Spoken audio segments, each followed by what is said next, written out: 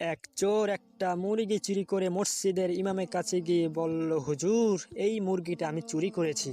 যখন চুরি করছি তখন আমার অন্তরে কোনো ভয় ছিল না। পরে আমার মনে পড়লো আমি এটা বিশাল বড় ভুল করেছি।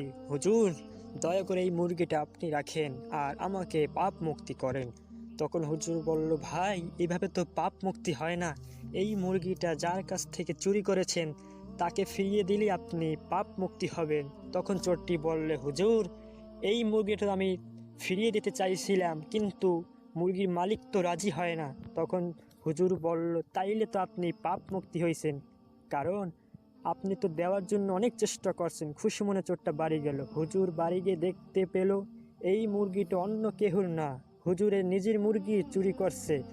তখন হুজুর মাথায় হাত দিয়ে বলে, আল্লাহ, জীবনে অনেক চোর দেখছি, কিন্তু এইরকম উকিলের মতন বুদ্ধিমান চোর আমার জীবনে আর